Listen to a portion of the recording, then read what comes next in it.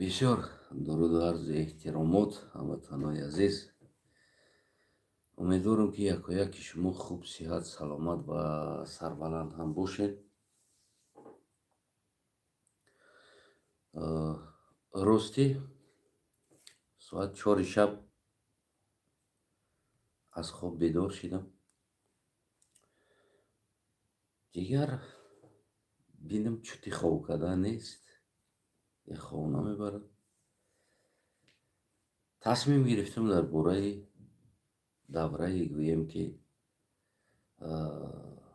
بلشویک ها و چپشوی امارت بخارا اومدن روس ها و در رپرسیا که مثال قتل عام نام دارد، بعضی قطغانش میگن. در همین باره ها گویم که تا حال کمی معلومات گرفتم. بسیار یک نقطه چیزی مهم در حیات هست که هر چیزی را که اگر که مطالعه کردی او را باید حل کنی، یعنی مغزی سریت او را باید هضم کنه. اگر در حالت هضم نکنه هر چیزی که خوندی همو است و اگر تو را هضم کرده تونستی پس تو معنای او را باید بدونی. چی بود، چی شد، کی ها بدن، چی ها بدن، چرا، چی با، یعنی گفتم که علامت های سوال باید دائما باشه. مثل همونه که اوقاتی را که خوردی اگر او را هضم کرده نتونی میمری. اگر یک تاریخ، یک نمیدونم شعر و ربایی و غیره را که مطالعه کردی اگر او را هضم کرده نتونی او هم ترا میکشه، یعنی واقعی او هم ترا میکشه. خیلی میکشه. وقتی که مثال میگیریم اگر قرآن خوندی و او را هضم کرده نتونستی ترا رادیکال میکنه. مثال دولت های دیگر دولت جنگا رفتن، جوان هایی که خوندن قرآن هضم کرده نتونستن خیستن رفتن جنگ. هر چیزی که خوندن هم خیلی فهمیدن، او را هضم نکردن که یعنی که این معنا داره، مضمون داره، وقت داره، ساعت داره. هر یک چیز بگیم که انا در همون زمانش بود، بگیم با مرور زمان یعنی مضمونایی با مطابق زمان دیگر طرز تهیه میشه و هم خیلی میکشد داره. یا که بگیم که تاریخ میخونی اگر که اینه هضم کرده نتونست مغزی سریته اینم ترا میکشه، ترا رادیکال میکنه. مثل روس هایی که امروز هستن با همروی هم پوتین میخونن اما تاریخ ستالین امروز دشمن روس کرده برآوردگی هستن. تاریخ SSSR خیلی چونه امروز دشمن روس کرده برآورده استودن. یعنی که در اینجا میشه خیلی رادیکالت میکنه، تاریخ هم رادیکال تاریخی میکنه میبره. ای هم ترا در یک حالتی بد میزنه میکشه. برای همون تاریخ هم مثل یک غذا هست، وقتی که او را استعمال کردی حل کنی. تاریخ هم باید که خوندی باید در مغز سرت او را حل کنی، حل مسئله شا بیایی. مثل همونه که یک کودک در یک اویله کلان میشه و بعداً کلان میشه و میفهمه که پدر مادر او دیگر انسان است و اگر نستروی او تغری نباشه و کودک هم ویران میشه. اگر نسترویش تغری باشه تقدیر خودش قبول میکنه. واقعا میگن تشکر به این مرا کلان کردن، تو این روز رسونده، من یا رو تا گفتم و چه گفتم، پدر مادر بیولوژیکی بوده است ای بوده است. یعنی که حل میکنه. اگر حل کرده نتونه او یا خودش میکشه یا اینکه از هر دی پدر مادر جدا میشود. یعنی ایش میگه ایش هم نفرت میکنه. انسانی که تربیه کرده است با او هم نفرت میکنه، انسانی که زایده است با او هم نفرت میکنه، برای که او هضم کرده نمیتونه. یعنی عاقبت او جزیر میشود. همین چیز وقتی که مطالعه کردید باید هضم کنید. امروز کمترک در باره رپرسیا استالین صحبت میکنیم. البته که از فکر میکنن جوان ها برای اینکه من که سخن میکنم سخنی مرا هضم کرده بتونین. اگر هضم کرده نتونین برای شما نفرت پیدا می شود. یعنی اینم عاقبتش زیان شما، زیان من، زیان شما خلاص می شود. یعنی تحقیر، دشنام و غیره. درباره رپرسیا استالین و قتل کشتار استالین بگیم که کمی مطالعه کردم و درباره همون چخل رو دادی چیزو. وقتی که مردم به نهایت بگیم بی سواد بودن، مردم به نهایت بی عقل بودن، بگیم بی عقل نمیگیم بی سواد بودن، که خیلی حکومتی همون زمانی بگیم امارت بخارا مردم هم کوشش میکرد مکسیمال بی سواد بقپه، مکتب نسازه، مدرسه نسازه، مردم علم نته. یعنی علم ها، کسب ها، در برآمد پیشم گفتگی بدم که کسب ها، علم ها اینا مناپولیا بودن، اویلوی بودن. خصوصا کسته ها بودن که آهنگر بودن، خصوصا کسته ها بودن که نویسنده ها بودن، نمیدونم ترجمه‌گرا و علمدارا بودن. همه این ساحه ها، دهقانا هم کسته ها بودن. خلق عادی کارگری دهقانا بودن. خلق عادی زمین براش گرفته کار کردن ده حق نداشت. زمین ها هم به همون کسته ها تقسیم بدن. فلانی بایو، فستوان بایو، چستوان بایو، اینو کیا بودن؟ اینو همون زمیندارا بودن. یعنی خلق عادی حق نداشت برای خودش یک زمین داشته باشه، خصوصی بگیم گندم کنه و او را بگیم بفروشه، بایشه و یا نمیدونم. خلق عادی حتی که خراشون در نلاگ میسپاریدن. یعنی با درجه هم خیلی جقیدگی بودن که خلق عادی خر گرفتن ده بیچاره دخ نمیکردن. خر بگیرن نلاگ میتن، نلاگ دادن در کار نمیکنن، کار نکنن میرون برای نلاگ خر دادن رفته در یک زمیندار بگیم دهقان میشون. یعنی بسیار بگیم که سیستم های غلط بود، معاش نبود. یعنی یک سیاستی بود که سر برداشتگی را از استالین بتر سرش میزدن. یعنی سر برداشتگی را سرش میزدن. یعنی حق نمیدادن که خلق باید در یگان چی حق نداشت. یعنی همین خیلی سیستم ها در زندگی کرده. یعنی دوره پادشاهی ما همین سیستم ها بود. ولی ما علم داشتیم، شاعر داشتیم، شاعرای ما، ادیبای ما باغاس میکنیم میگردیم. باور کنین این شاعر، این علما، ما گفتم اون زمانش اینو تنها با اون خدمتی یعنی شاه بودن. اونو پروا نداشتن خلق مرده است، گشنه است، تشنه است، عذاب کشیده است. و پروای خلق نداشتن. و در سرایا زندگی میکردن، و در خانه بایا زندگی میکردن. و بگیم که برای رزولیچن شاه ای بالای سرشون تیله و تنگه میریختن. و کیف صفا بودن، دخترو در پیششون، گوناگون قصه ها بودن. خب بگیم ما سلخوز آورد، بگیم سلخوز، بگیم رایخوز، بگیم تو همین تا دیگر میرفت تو بگیم که ورخونی چی را ببینیم. وقتی که میگه در تاریخ میگه وقتی که آمدن روس ها آمدن، یعنی که سلخوز تشکیل کردن. یعنی معنای سلخوز سلس که خزه است، یعنی خوجگی داری، قشلاق خوجگی داری. از امروز خوجگی داری جمع پی کدگی است، یک آدم در داخل داره کو امام علی رحمه نه. او وقت اومدن مثلا سلس که خوجگی داری قشلاق تشکیل کردن. در سلخوز باید رهبر تعیین میکردن. میفهمین؟ رهبر تعیین میکردن.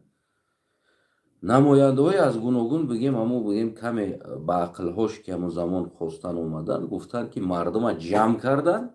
خیلی در وقتا مثال در قشلاق ها مثال 50 خانگی، 40 خانگی، 20 خانگی، 30 خانگی بود. هر یک قشلاق را هر یک سیلا را بگیم که سلخوز تشکیل کردن. میگفتن میگه که مردم ها آواز بتین، یک کسا باید رهبر بمانیم، آواز بتیم. مردم میدانید چی آواز میدادن؟ همون انسانی که همون بای بود، همین مردم غلام کردگی بود، این مردم حقش میگرفت، این مردم حق نمیداد زمین که نه، مردم هم دو آواز میدادن. میگفتن همین کار کردگی این چندین ایرا آتش باباش ماماش خالش اینا هم موشون همین رهبرای ما بودن، ما غلاماشون بودیم. یا که او مرده باشه، امورا بچهش باشه، نبیرش باشه، همون رو آواز دادن. وقتی که عجیبی چیزا ببینین، امیر بخورو گرفته رفتگی است. وقتی که میویند در عموما در همون تریتوریای جای امیر بخورو، بگیم همون امروزه تاجیکستان و دیگر جا، میگن در اینجا باید یک دیگر رهبر تعیین کنیم، یعنی که یک انسان آواز بده. از این کیو را میورن در این آواز دادن؟ در این آواز دادن خلق نمیپرسن، در این آواز دادن الیت را میپرسن. همون انسانایی که همون نویسنده و شاعر و ادیب و همون خلق کنترل کردگی، بگیم همون انسان ها را پرسان میکنن که از این به بعد یعنی که اوجه در اینجا بگیم یک رهبر باید باشه. یعنی که یک انسان که مثال سل خوز است، کل خوز است، سف خوز است، بگیم رای خوز است، دیگر انا که بالای اینو ده باید رهبر باشه، نگاه میکردگی همین عدالت باشه. یعنی سل خوزی، کل خوز، سف خوز اینو واقعا یک سیستمای دموکراتی ترین است. اینا شما نمیفهمین، شاید درک نکنین، حل کردن نتونین. دموکراتی ترین سیستم هست. مردم عالم و ادیب و بای های همون زمان میدانن چی جواب میتن؟ میگن کی را بمونیم، یعنی که کی را آواز میتین شما چی میگین؟ هستم خیلی آدم در همین درونتون، انسان هایی که مثال ما رهبر میمونیم و در براتون سویت نیکو مثال چند تا عروس و دیگر انسان های همون تجربه همین حالت دارن میمونیم. میگن نبیره امیرالم خونه بیاره. این پسیخیکا بود. میفهمین امیره؟ میگن کی را انتخاب کنیم رهبر همی کلان همیجا و در براتون مثال سویتنیکا میمونیم، شما دیگر قطیما همکاری میکنین، دلنیش همکاری میکنین. تمام ادیبا و عالما و رهبرا و رئیسای همون بای های همون سر زمانی که دیگر در بین مردم قدرت داره و او را میورن، همشون جمع میشون میگن که نبیره امیرالم خان بیاریم مانیم، برای که او را باباش رهبر بود که او میدونه چی کار کردن در کار است. یعنی در این جایی گفته شده است که ما سیستم حلش کرده استیم، حتی که منقورد همون بای ها هم منقورد بدن، همون عالم ها هم منقورد بدن. یعنی او تصورات ایواز کردن حکومت، پیشرفت کردن، یعنی این چیزا نداشتن. همون میگن که 300 سال همون پکلین امیرالم خان، یعنی از هم بابا کلان و بابا کلانش سر کردن که ایواز شده اومدن، یعنی او میمور بچهش میمور نبیرش. بعد از امیرالم خان گرفته رفتگیش که نبیرش اونا میدونم 12 سال داشتگی است او زمان ده، او 9 سال داشتگی است یا او 13 سال داشتگی است، اون نامعلوم است چند سال دارد. یکی نبیره امیرالم خان همونه کلان. Вот манкуртизация то кадом дараҷа будагӣ будааст дар оҷа. хулас иваз мешава инҷа майли. мием дар репрессия меган ва бигем ки тоза кардан, яъне киштан, сибир равон кардан ва ғайра корҳо кардан. инам як манкуртизация. ҳамаи мо агар дар ҳамин дар репрессияи сталинӣ бихонем, фалонира Сталин бурд кушт, дигарира Сталин бурд кушт, инаира Сталин бурд кушт, инаи милло буд Сталин бурд кушт, Ինայի тари буд Сталин бурд кушт, инայի бой буд Сталин бурд кушт, инայի нависанда буд Сталин бурд кушт. گفتگی گپو شاید در سر ما تو بخوره، اما ما باید همین چیزها رو میخونیم، اما باید ما این حل کنیم در مغز سر ما، باید ما حل کنیم کی یا را برد کشت و برای چی برد کشت. آنها که میگردیم همه آدمای برد کشت گفتگی انسان ها را خدشونه، ما پریمای خدشونه فقط میبینیم. مثال میگیریم یک فلانی انسان بای بود، بسیار آدم سخاوتمند بود، برد کشت. ما درباره سخاوت او بایهای او زمان هم گفتگی هستم، اگر نمیدونم یک بار دیگه باز تکرارن میگم که کوتاه کرده دارم اینجا. همون زمین هایی که در بایها تعلق داشتن او در امارات بخارا دولیا میسپاریدن. وظیفه او بیرون از دولیا سپاریدن در امارات بخارا وظیفهشون یعنی زن دادن، چلبران کردن، توی کردن و غیره. اهالی همون غلام های خودشونه اون در عهده بای بود، او را میخوای نمیخوای فرمان بود، سرست و امیرالمومنین فرمان میداد. اگر او نمیکرد کپش دود میکرد. او مجبور هر سال چندین انسانو را زن بده، چندین انسانو را چلبران کنه، نمیدونم. از همین سبب او را میگن که او بای بسیار سخاوتمند بود. نه او بای سخاوتمند نبود، او را وظیفش بود که اون همون منطقه را بنتود نکنن، خلق فلان نکنن. در اونجا با رهبر بود، یعنی که مثال میگیریم شاهیگری بود، مثال شاه خوالین میگیم یا که نمیدونم شاه دیگر جوش. خب یعنی اونجا در چندین بای ها بودن. او بای ها با همون بودجه شاهیگری را درآمدهای تمام زمین میگرفتن میآوردن. وظیفه شاه ها چی بود؟ خلق آیلگ نمیگرفت. او وقتو خلق اتاقی گندم برای شکمش کار میکرد، میشد یا نمیدونم یک قبچه گندمش میدونه یک کار میکردن و یا امر دامو کارگر بود. برای همون تویای مردم، چلبرانای مردم و غیره ها اینا وظیفه دار بدن. او بای ها اول میگن که بای های او زمان ها بسیار سخاوتمند بدن. نه او سخاوتمند نبودن، او وظیفه دار بدن. و علیکم السلام. اینا وظیفه دار بدن که این کارها را بکنن. برای همون او را بای های سخاوتمند میگن.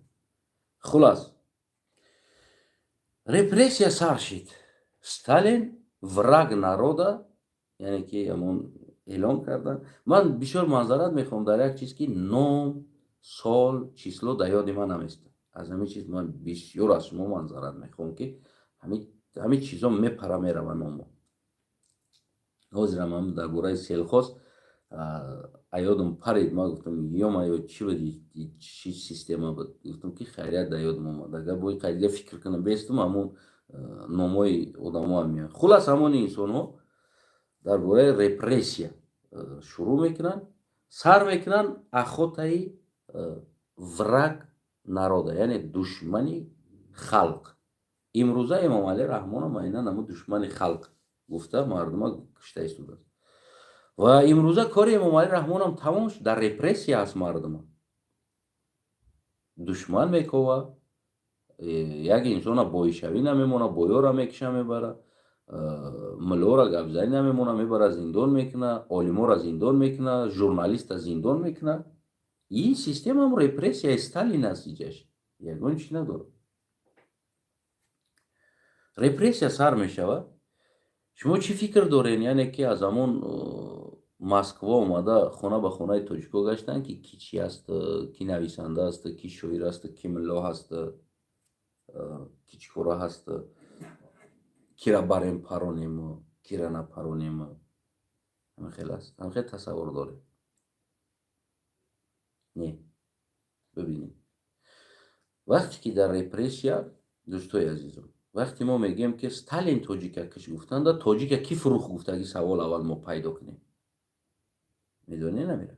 وقتی که ما میگیم که ستالین تاجیکا کشت، باید ما بدونیم که ستالین در مسکو به حیاتش تاجیکستان اومدگی نیست یا ازبکستان اومدگی نیست، این طرف اومدگی نیست. ستالین در حیاتش یا همون گنرالای ژوکوف و غیره و نمیدونم Пашаев дигарош ино омадагӣ нестанд ягон бор Тоҷикистон. Ино фармон додагиянд. Неки тоҷика списка карда ки намеёд душманои миллатан, хоинои миллатан гуфта дасталин додагиё киҳо ҳастанд? Мо иёра биёбем ку. ё киҳо буданд? ё Эмомалӣ Раҳмон мисол мегирад, мегӯяд ки фалони душмани миллат аст, хоини миллат аст, просто мо дам душманои миллата пайдо кунем. Мераванд дар кин куҷо амакиҳои моро мекованд, меёванд, намедонам хеш табори моро меянд, очаи мара, отаи мара, амаки мара, холаи мара, амаи мара, ҳамаша меёванд мебаранд дар адел, списка мекунанд, мебаранд, мегӯянд ин авлодш аст. Ира кӣ кадеста? Эмомалӣ хона ба хона када гашта кадеста ира не? Яъне ки предател. Предателё кадан ин кор. Миллат фурӯшуд. Бибинед аҷибиш ин аст ки мо агар спискаҳоро нигоҳ кунем биброем, мисол гуфтам ку фалони домлоро ё фалони боя киштан бурда, ё фалони инсона бурдан киштан, одами саховатманд буд, одами хуб буд, одаме ки дар халқ хизматш мерасид. Биёем мо амро таърихша нигоҳ кунем. Оташ кӣ буд уро? Бобош кӣ буд уро? Киё буданд ин? Мисол оддитарин. Ва мо медонем ки ӯ кӣ ҳастанд. И аввалин чиз. Аввалин масъала. Дар инҷа спискада ҳамон инсоное ки бобо-калоношон хуни ҳами тоҷика хурда омадагӣ инсонҳо ҳастанд, ӯ ғалтидагӣ ҳастанд. Як қисмаш. Ва қисми дигар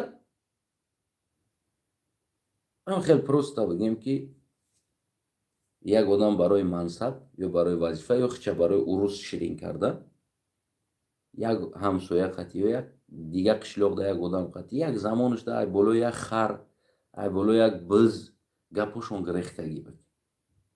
Гапошон гирехта буд. Ва ӯ фурсат пайдо кард бо урусо, намедонам, ҳамкорӣ кардан. Урусо фармон дода буд, награда медоданд кадоме ки агар ки пайдо куна, доказат куна, намедонам, як одама инами хоин гуфтанд. Дута имзо дар кор будагӣ аст. Ду одам бояд имзо кунад ки ҳамонҷа шоҳидӣ битад ки мо медонам воқеан ҳамин одам рост мега, ҳам одам хоин аст. Тамом, ӯро мебурдан растрел. Яъне ки мо худи мардуми Тоҷикистон бисёр бигем манзарат мехоҳам, гирифтем худомона ба нарчиликмон таҷовуз кардем, дар куномон задем, худмона бировардем, ки кида қасд дошт, ки кида чап буд, ки қатӣ, ки намедонам, як хелош бовар кунед ба якдигар просто қида нашидан, духтар надодан, ҷанҷол буд. Ё ки аз пишти як биз ҷанҷол кардагиянд. Аз пишти як биз гапошон гирехтагӣ аст ки бизи ӯ гандум ира хӯрдагӣ аст. Ира гулакош гишнамон қатию ҷанҷол карду, гуфт ки гандум табте, бизти гандуми мара хӯрду, гуфт нихрин ама гандума наметум. И биз ҳайвон аст, ақл надорад, тагда гуфт биза мекишем гудакон бихӯра. Инами гап, инами ғир, алам, инами чизо буд ки онамун давр замонда ҳамин фурсат барои ино пайдо шид ва мо худмона фурӯхтем. Мехезем аз ким ки хафаем ки моро омадан, моро Сибир бурдан, моро киштан, моро и кардан, моро ӯ кардан. Ман инҷа намегӯям ки ҳамаш бегуноҳ буд ва ман намегӯям ки ҳамаи гуноҳ дошт. мефаҳмед? Ман ҳамин аз соати 4 то 8 4 соат ман ҳамин репрессия, инқилоб, ҳамин чиза ман 4 соат аз соати 4 шаб бедор шидам. Дидам хоб намебарад, гуфтам бес ин шаб як кор кардан дар кор аст. Биё ҳамин камтаракам боша, дури баъд таърих да нарем, ҳамин наздиктароша бихонем. Ман ҳамина гуфтам. Ман ҳамин чизоеро хондам. боз ман гуфтестагим навиштагӣ нест, не ки ман аз ҳамон навиштаҳо хулосабарорӣ кардам ва ман ҳазм кардам чизоро ки мо худмона фурӯхтем. Мо худмон нами тоҷикора дасталин фурӯхтанд. аҷибиш ин аст ки баъзе ҳамон ҳуҷҷатҳое ҳаст ки иш аз болои иш шикоят кардагӣ аст, хоини миллат гуфта, иш аз болои иш шикоят кардагӣ аст, хоини миллат гуфта. мефаҳмед? олимҳо иш аз болои иш навиштагӣ аст, иниш аз болои иниш навиштагӣ аст. шоирҳо иниш аз болои иниш навиштагӣ аст, иниш аз болои иниш навиштагӣ аст. ин қадар бигем ки шикоят зиёд шидагӣ аст дар як ҳамон чиз меояд, ҳамон дар як ҷо омадагӣ аст ки аз ҳамон минтақа и на танҳо дар Тоҷикистон аст, и постсоветский союз шидагӣ аст. аз минтақаи ҳами Украина, раҳбари Украина он вақт ки буд, иштимонак Хрушов ки буд, ҳамон ба дараҷаи спискара мегира меора, ӯ тамоми инсонеро ки бад мебина, ки дар вақташ дар кӯдакиш ида гандагӣ кардагӣ буд, дар вақти хонданаш кадом муаллим ида баҳона монда буд, намедонам чӣ ба хонда натониста буд, киро памех шида буд, намедонам. мебахшед, ҳама ҳамира списка карда пеши Сталин омадагӣ аст ки ҳамин хоинои миллата. Сталин гуфтагӣ: «Э бача, ту далбаёби мо и қодама бикишем дар оҷа кӣ мемонад?» Спискара абрат надода равон кардагӣ аст. мефаҳмед намера? хиди аз ҳамин ҳолат 100% ин ҳолат шидагӣ аст, ки ин қадар жалб рафтагӣ аст ки оле дар як ҷои дига мегӯяд ки гӯё ки як раҳбари Тоҷикия гуфтагӣ аст, Сталин ки ҳар ҳафта бояд ту одам бикишӣ чӣ кор кунӣ? Ӯ гуфтааст ки Тоҷикистони ман маида ҳаста, агар ман ҳамаиёро ҳар ҳафта агар ман намедонам 100 бикишем, дар инҷа одам намемонад. Не, ин чиз куллан иштибоҳ аст. бовар кунем, ба дараҷа дар пеши Сталин ҳамон бигем ҳамон НКВД ҳамонҷо ҳамин қадар документ дар бораи хоин будан рафтагӣ аст ки бовар кунем, Сталин як муҳлат ҳамира стоп мондагӣ аст. мефаҳмед намера? воқеан аввал қарор бировардагӣ аст ки хоино ёфт шавад, ки инсон хиёнат мекунад, дар розӣ нест, хиёнат мекунад, агитатсия мебарад, ягон чизи лишний против советский мекунад, яъне ки мо мекунад, бикишемиш, яъне ки биёрем паронда шавад, ки мо бояд аз чиз тоза кунем. яъне тамоми агитатсия бояд манъ шавад, яъне чи динӣ бошад, чи дунявӣ бошад, чи бошад, бояд манъ шавад, яъне пропагандаҳо бояд мо як бор вастанавид кунем худмон. ба дараҷаи документ рафтагӣ аст, Сталин дига хоб кардагӣ нест ӯ документҳоро диданда, ки папко аз Тоҷикистону, аз Ӯзбекистону, Қазоқистону, Қирғизистону, Украинаву, Беларусия, аз тамоми ҷо фақат папка омадагӣ аст. алон дораи папкаҳо ҳастанд ҳамаҷо, ҳама дар таърих аст. имрӯз дига озод шида истодааст. бояд мо ӯро биомӯзем, бояд бихонем, бояд бибинем душмани мо дигар кас буд ё мо худмон душмани худмон будем. як муҳлат даже Сталинира стоп мондагӣ аст, ҳамин бигем ки қатла гуфтагиаст, бесте накишениш, тамом. авачи чӣ гап асти? И буд мешавад? мо ҳамаира бикишем, агар мо чӣ хел дар болои кӣ бояд мо СССР кунем? Дар болои кӣ бояд мо давлат кунем? худи Сталин ин гапа гуфтагӣ аст. яъне ин гапа баъзан барои манфиати, намедонам, барои мардуми ин гап дар худи дигар минтақаҳо ҳам аст. вақте ки уҷора Сталин мекашт, ҳатто ки Беларусияро ё ки намедонам Украинаро бихон ҳамин аст. вақте ки Сталин уҷора мекашт, гӯё ки раҳбари Украина биромада дар Сталин гуфтагӣ аст: товарищ Сталин, агар ту ҳамаиро бикушӣ, дигар дар инҷа одам намонад, мо чӣ хел ҳукумат мекунем? Не, ин нодуруст аст. ин калима, бовар кунед, калимаи Сталин аст. е бача, шумо ин қадар документ овардистед, мо ҳамаиро бикушем, халқ намемонад, мо дар куҷо ҳукумат мекунем? давай тарбия кунем, давай ӯро агитатсия кунем, давай ӯро, яъне ки ду одам якдигар қарздор бошад, агар ки қарз надода бошад, ӯро ку хоини миллат гуфта навиштагӣ аст. мо кончини предатели худмон кардагӣ ҳастем. мо имрӯз метарсем ҳамун кончини предателоро документоша бибарорем, ки кӣ буд ин қадар тоҷикоро дела карда дар Сталин рӯй кард. мефаҳмед намера? Кӣ буди кончиниҳо? бояд мо иёра биёвем. барои чӣ мо куштори Сталина доимо дар телевизиону намедонам дар дигар ҷову намедонам репрессия ва ғайра мо пропаганда мебарем, аммо инора кӣ документ кард ба Сталин дод, и кончиниёра мо ҳеҷ вақт гап намезанем. Яъне хабка и дело албатта номошон аст. ҳар як делаое ки рафтагӣ аст дар уҷа номаш аст ки кӣ дар болои кӣ жалб навиштагӣ аст, номаш чӣ аст, насабаш чӣ аст, падараш кӣ аст. мефаҳмед? яъне уи инсонҳо дар болои якдигаришон халқ баз будагӣ аст ки ҳама якдигарро фурӯхтанда кӯшиш кардагӣ аст. я ҳамсояш маъқулаш нест, просто гуфтагиаст ки нами одам чӯта хоини миллат ай. Ма дидам як чанд одама шаво лампа гирён буданд, онҷа лампа дақати чизеро гуфтиста буданд, ино бо кӣ дид? Ина 20 миллион бачам дид, қатъин буд. Ростӣ ту дидӣ? Ман дидам қатъи отам шав рафтем гӯш кардем, мо норозигӣ аз ҳамин СССР кардам. агани ӯ хоб буду шав. Просто қатъи ҳамсояш ҷанги буд. Бо кира биёрем? Биё браво аммат абуго, аммат бия шоҳидӣ бита. Аммаша меварда, аммаи нами инсон қатъи гап зад. Аммаш мебиромад, шоҳидӣ медод ки мо ҳамин хонаи акам меҳмонӣ омада будем, ҳаминҷа дидем, ҳамин чироғ гирён буд, шав аками ё қатъи рафтанд, баъд мо ҳам аз қафои ё рафтем ки чӣ гап аст. Мо ҳамҷои гӯшамон қатъи шинидем ки чанд кас буданд, лекин мо роҳшона надидем ё киё буданд.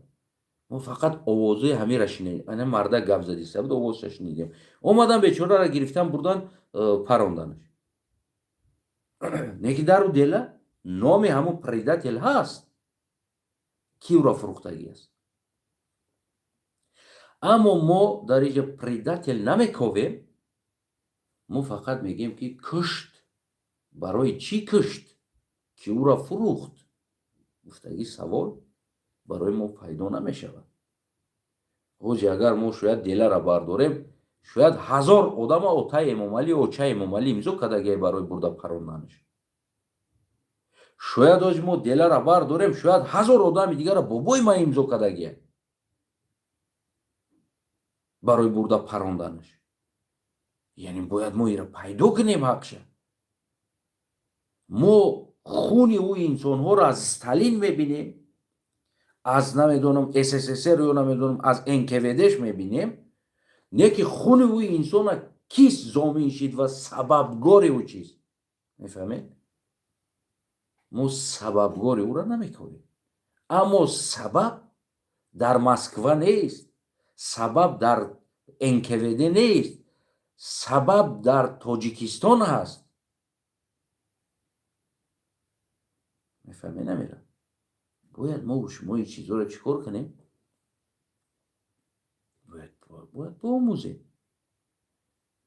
мо торихи мо ё ки намедонам сиёсати мо сиёсати ноитшидагӣ аст. ман бароям мегӯям ки нойталием мо, нойталӣ. мегӯям ки нойталӣ наша. бояд мо доимо ноит кунем, хафашем, намедонам бечора бигирем, заиф бошем, аммо мо точка биромада давай фалониро кушт, тамом. Кӣ кушт? Сталин. Қанча бизанад? Кӣ фурӯхт Сталинда? иҷа биёру фурӯхтагира. биёр бардор делаша. Барои чӣ фурӯхт ӯро? чӣ чизо доштанд? ва мо ҳамамон мегӯем ки ӯо бегуноҳ буданд, Сталин бурд кушт. Раз ки ӯо бегуноҳ буданд, значит инаи фурӯхтагиҳо гунаҳгоранд. 1000 инсонҳои куштагиро агар мо делаша бардорем, бегуноҳ ҳастанд, айб надоранд. ё нодуруст аст? ҳамаи мо мегӯем Сталин бурд бегуноҳҳоро кушт. бегуноҳҳоро кӣ фурӯхт тагда? фурӯшандаш кӣ аст? гуфтагӣ савол пайдо мешавад. аммо мо дар болои бигӯем ки ҳамин дар болои ин қазияе ки чаро ин дар ирӯзат гуфтагиша намедонем.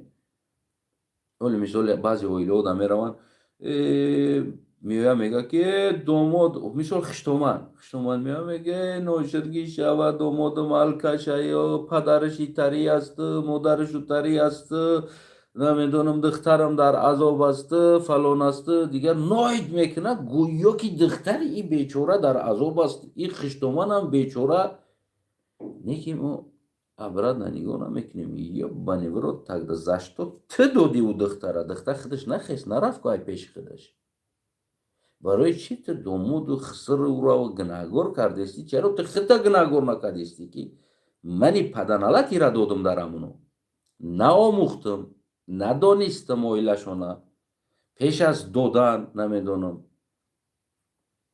ما باید او را میآموختیم اویلش کی است بعد دختر ما میدادیم ببین دختر دادگی انسان بیگناه است نه که دختر غم دادگی انسان گناهگار است اما همین دختر در خانه غم کی داد این هم اوجه بیچاره هست خشتومن هم بیچاره است این خسر هم بیچاره است دختر در عذاب گناهگار او تاریخ ما اینا هم خیلی شیدگی است امروزه زندگی ما امروزه نسل ما را نسترویشه اینا اینمی طرز برده ایستاده میفهمی نمیره کی ما را بروکمونا میکشه کی ما را پامونا میبنده بیگناه است فقط دختگی آدم گناهگار است ما را بستگی ما را نمیدونم در اوجا موندگیش ایش گناهگار نیست فقط دختگی آدم گناهگار است اوزی همه خیلی شیده ایستاده است میدونی نمیره اوزی اینن ما را پسیخولوژی انمی نستروید میکنن همین پسیخیچیسکی باید نسلی ما نستروید همی باشه فقط زدگی آدم گناهگار است یعنی اینجا جنگ انداختگی در این جنگ تلکدگی پریستوید کنین یک آدم میاد تصور میکنیم تو در خونه شیدگی چوی خوردیستی یکم پرابلم نیست 100%. میگه بیا بریم براتان اوجا راز بوره خوب گوش کن این حالت آدم از 100 بار زدگی یک بار نه یا بچه براتان بخی اونای ورا فلانی تا ایخی چه جرتوا میگیره در پیشت تا میخیزی ای پشتی او میره موردانی کالتکا میخری او دشمنی تو میشوه او آدمی که ترزد یا که نمیدونم او بسیار بدن که شما را زور تو نرسید گروهی باشه او اوجه دشمنی شما میشوه دشمنی آب شی میشوه ای پشتی یک کون ای پشتی یک انسان او دشمنی آب شی ورجدوت میکنی اینجا ما دیگر سببگار اصلی قضیه را نمیکویم مسئله را برای توچکه موندن ما فقط او را به قپه میزنیم او ما را به قپه میزنیم وقت وضعیت در کجا میروه میفهمید اما ما اگر که اینمی ما را خیزانده چای خورده استبدیم فیروت که اگر بیاریم در اوجا بدرونیم بشنونیم او را اگر تینود کنیم قضیه ده بگیم که جبی از پشت شدگی است یعنی سببگار اصلی جنگ کی است یک آدم فیروت کدگی نیکی در جنگ تلپوی دلا میشوند اگر در میلیسا بغلتن هیچ وقت میلیسا اساسگر نمیبرد با اساسگر که پترپفشی میشوه میبرویه میروه میفهمی؟ که جبر دیده میشوه جنگ دختگی انسان باعث جبر دیده میبرویه میروه یکی انسانوی که نپریچون بودن از پشت اینه پترپفشی خیستن گف زدن ما این حالت در روسیه هم شدیم از پشتی پترپفشی گف زدیم وضعیت همون بیزه بشید این انسان پترپفشی شد برومد اساسگری جنگ اینمی غج کفتگی انسان پترپفشی شد برومد برفت ما پروستا در اونجا استرادت کردیم میفهمید امروز قضیه تاریخی ما هم عیناً همین است ما بیچاره کشته شدگان میدونیم ظالم ستالین میدونیم پریداتلو آزاده سپک نه هیچ شدگی نیست خط بدم дариши дар Тоҷикистон патонка када насл када бой шида то имрӯзам наслҳошон бою кайфу сафо када гашта истодан гуногун вазифаҳода кор мекунанд. Ҳамашон насли предатело ҳастанд. бигирем барои чӣ и делора хомӯш мекунанд? барои чӣ делора намебароранд ки киора фурӯхта буд ё ки урус чироқ гирифта хона ба хонаи мардум гашта ку ту чӣ мегӯй гӯш карда буд ки ту СССР-ро қабул дорӣ ё надорӣ ё ту чӣ кардӣ и тоҷик чӣ гуфт и тоҷик розӣ аст и тоҷик розӣ нест ҳамин кора карда буд урус. пас хоинои аслӣ ки ин миллата фурӯхта буд ино киё ҳастанд ва ино то имрӯз доранд дар дохили ин миллат ҳастанд. фаҳмидем дӯстои азиз? дарк кардем ман чӣ гуфта истодам? яъне ки вақти ман торихе ки хондам аз соати 4 шаб то 8 саҳар ки хондам ман ба хулосае омадам ки бест мо як каса гунаҳгор мегем дигар каса ҷабрдида мегем. барои як гудак ба дунё омадан инҷа ду кас гунаҳгор мешавад, яке тиянда ва яке зананда. баъд мо мегем ки гудаки ҷавонӣ причом буд. хуб занандаш маълум аст, ни причом кӯдак маълум аст, тияндаш кӣ буд? мефаҳмед намира? тияндаш кӣ буд? ман имшаб дар ин савол фикр кардам. чаро мо насла дуруст мо насла шояд ин пропагандаи нодурусти мо дар нацизм мебара мерасона, дар нафратҳо мебара мерасона. оянда имрӯза бигем нафратҳои байни миллатҳову узбаку қирғизу қазоқу тоҷику тита тута шояд ҳамин нафратҳо аст. фалони ганда, дигар ганда, и ганда, у ганда. аммо шояд гандаи аслӣ дар дохилҳои худмон аст. чаро мо барои мардум ҳалли масъаларо намеомӯзем?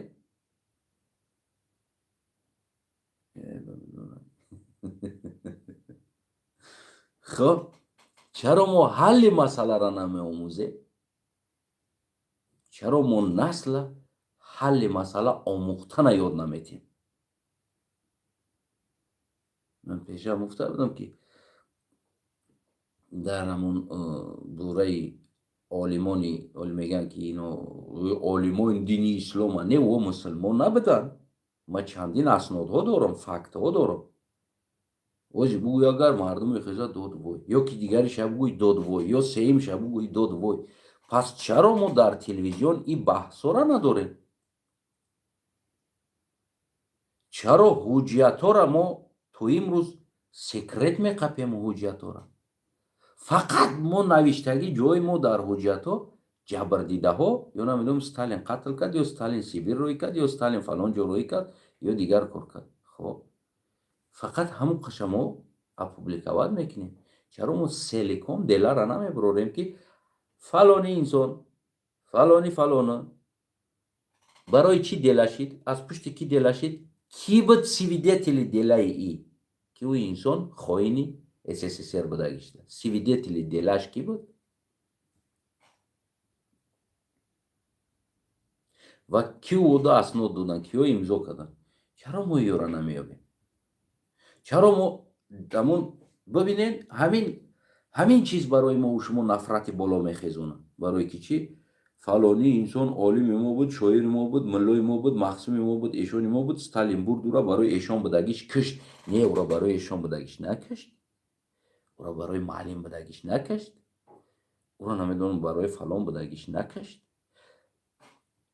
шояд баъзеҳоша, ман ира 100% намегӯм, баъзеҳоша ҳамонҳоро фурӯхтагӣ кӣ буд? аз куҷо Сталин фаҳмид ки фалони инсон намоз хондистае? аз куҷо Сталин фаҳмид ки ними шавда як одам намоз мехонад? Сталин хона ба хонаи мардум гашта буд? урус гашта буд? Не, ӯро кӣ фурӯхт? савол.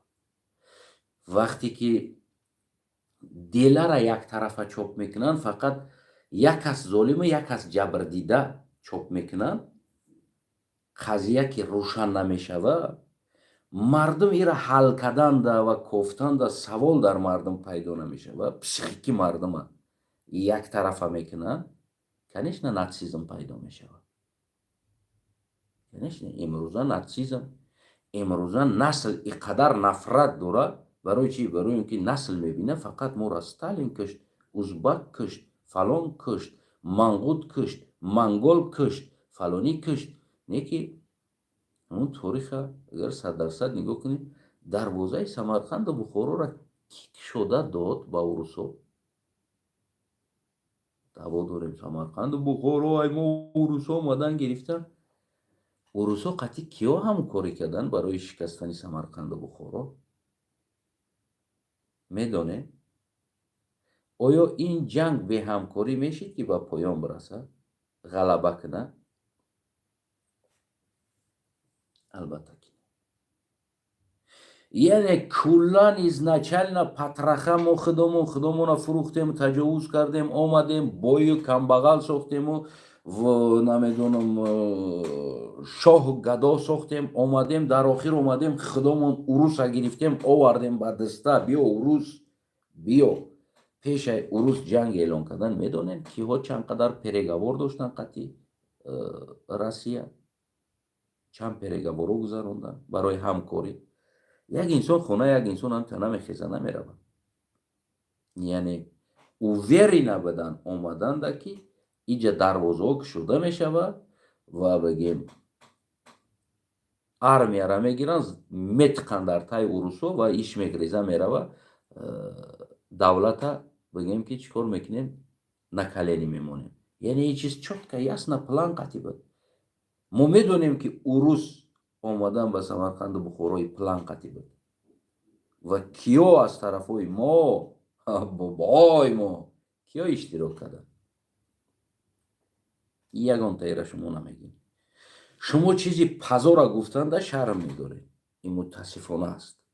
мо бояд бештар негативша бигӯем, биковем, барое ки позитиваш ҳамавақт ай мо аст. мо ҳалли негативша бояд биёбем. мо открита биброрем, бигем эй фалони инсон предател буд, фалони инсон предател буд, фалони инсон сабаби марги не қадар одам шид дар Сталин списка кардан доданд. якеш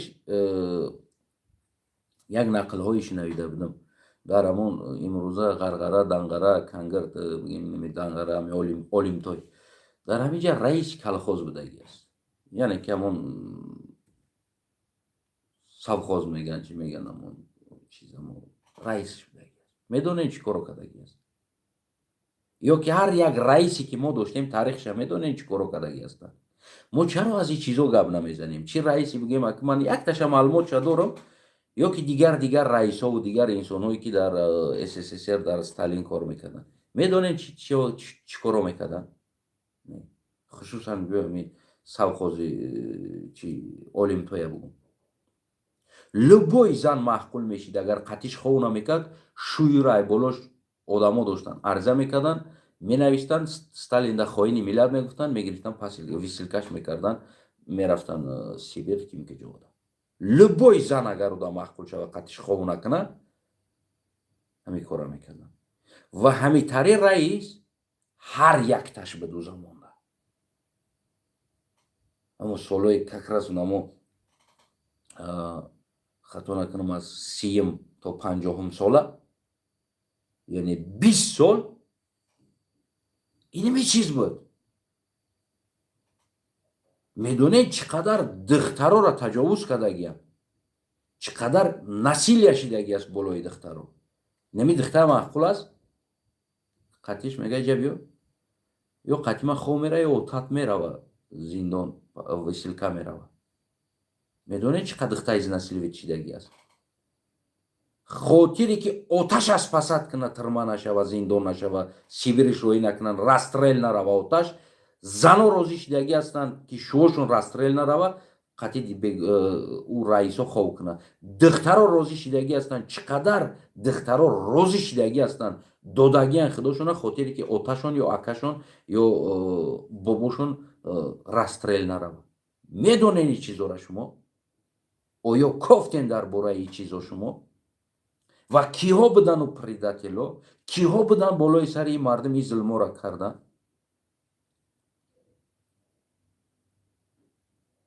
ҳар инсон агар результат дода меистод ба чиза, яъне одаморо фурӯхта меистод, ӯ инсон бигем ки верни ҳукумат буд, ки ӯ фурӯхта истодааст.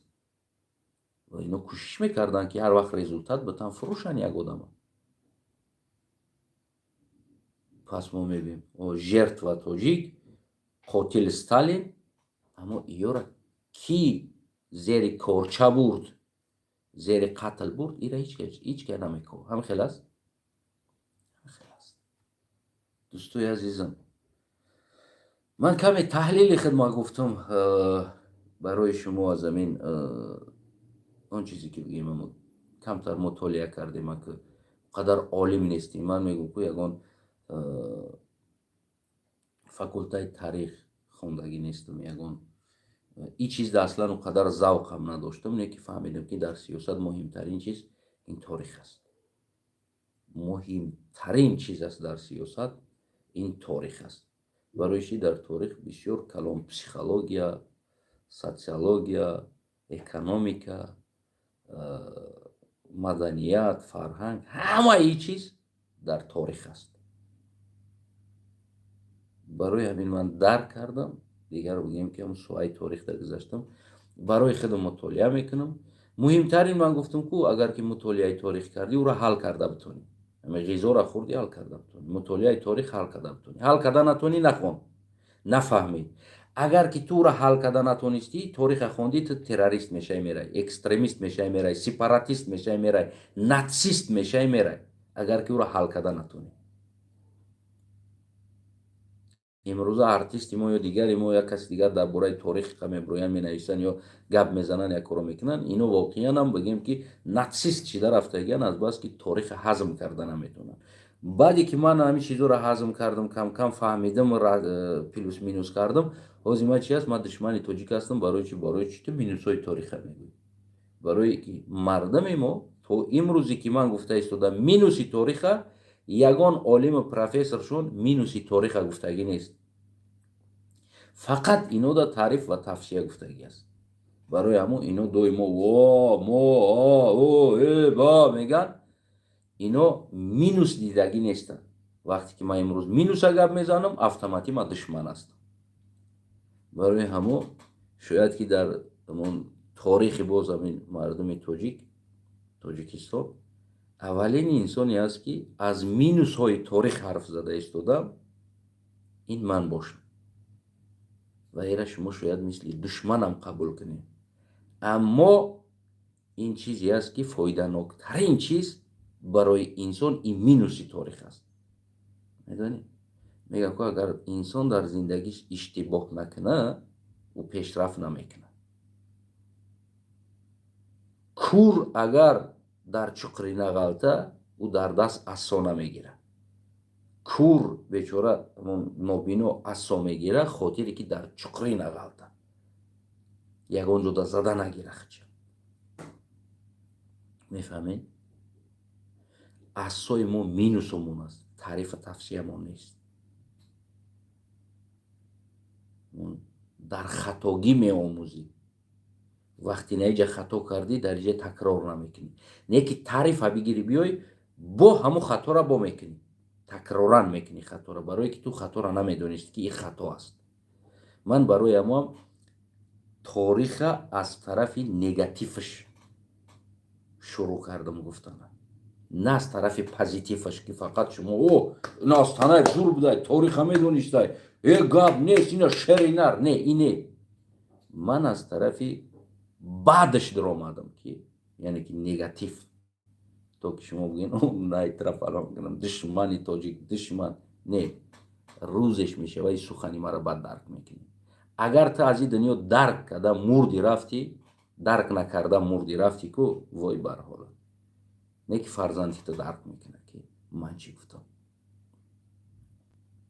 бо шумо буд як қаллах, як фарзанди қаллах аз Тоҷикистон, насли каганати қаллах ва насли аз давлати Қарахониҳо بگیم که فرزند قلق کمی هم باشه، بگیم که از مطالعه هایی که یعنی خلاصه های اون چیزهایی که من همین شب از ساعت 4 تا 8 خوندم همونا کوتاه کرده گفتم. این را من درازی بعد نگفتم، کوتاه. اولین کار پیش از ما ستالین ما را قتل کرد گفتنده، کی ما را در ستالین فروخت باید پیدا کنیم. کی فروخت میدونی؟ وقتی ما فروشنده مون یافتیم ما خودمون باید اصلاح کنیم. امروز هم همون چیز تکرار است. تاجیک فروخته ایستاده است، از مسکو دزدیده برده ایستاده است. در مسکو اینا یا گروهی 24 تماشا میکنه، اینش فروخته ایستادن، اینش فروخته ایستادن، برده اینش زندان کرده ایستادن. عیبگور کی است؟ گروهی 24 عیب داره، اپوزیسیون عیب داره که امام علی یارا برده زندان کرد. امام علی اومده در مهاجرت هر تا نگاه داره، کدام تلفن دا چی نگاه داره؟ نه، عیبگور ما نیستیم، ما سیاستمدار هستیم، ما مخالف سیاست امام علی هستیم. امام علی سیاست غلط داره، بیعقل است، قتل زندان کشتار میکنه مثل ستالین باری. اما زیر همین قتل کشتار زندان همین جوان کی برده ایستاده است؟ پرداتل، برش دست پرداتل. ما پرداتل نمی آموزیم. یک انسان، یک قتلگر، قطع یک مخالفی او ما دو کسا گناهگار میکنیم.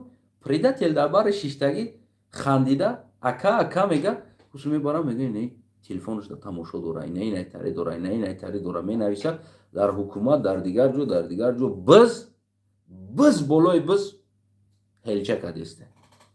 کی گناهگار است اینجا؟ امام علی گناهگار است که اینا را زندان کرده ایستاده است، یا که آن بز گناهگار است که اینا را در امام علی فروخته ایستاده است؟ باید ما را جدا کرده بتونیم. فهمیدین که بازم بگیم با زبان تاجیکی هم صحبت میکنیم، با زبان فارسی که اون کشور ما است، تا که برای مردم تاجیکستان فهمو باشه سخن ما. گرچند ملتم خلق است، دلم به وطنم میسوزه که وطنم تاجیکستان است. گرچند ملتم خلق است، دلم به تاجیک و تاجیکستانی میسوزه که اون زندان شدگی ها اونا هم وطنی ما هستن. اما اینجا گناهگار اصلی بز هست، فروشنده، نه قتل کننده، نه دیگر انسان. کی او را فروخت او را باید بیابیم. 1000 انسان زندان شد در تاجیکستان. چیکار کرد؟ در تلفن گروه 24 تماشا کرده زندان شده است. مرحمت، او را کی فروخت؟ او را بیابیم. گناهگار او است که او را فروخت. میفهمی نمیرم؟ برای اما هم در عالم تاجیکستان ما امروز از انسان دیده انسان بزها زیاد هستن. حال میگه ای گام نزنی همسایه، پیش آدم دا گام نزنی. امروز بجای اومده است که اکا دودر یا اویله دا بشینن، یک اویله میگه ای گام نزن. در داخل اویله ایش اکاشش، پدرش، دودرش، مادرش، خواهرش میگه گام نزن. گام نزن با یگون که نشنوه. میفهمی؟ این معنای چی را میته؟ این معنای بوزیزم میته. تاجیکستان بزوکراتی است، بوزکراتیا شدگی است امروز. میفهمید؟ باید ما اگر تاریخاً اشتباهمون را پیدا کنیم وای بزها را بگیم که وای بزها هم شاید فکر میکنن که بیش که یه روز ما را میوان گفتگی سوال نسرشون پیدا میشه. ما اول بزهای تاریخیمون را بیاویم که در دوره ستالین کیو را بزی کرده بودن و او را پیدا کردیم. این بزها شک شبهه میکنن که بیش یه روز ما را میوان. با سلامت، سربلند، خانوباد باشین و همون کلمه زیبای فارسی داری تاجیکی پدرود تا با درودهای دیگر.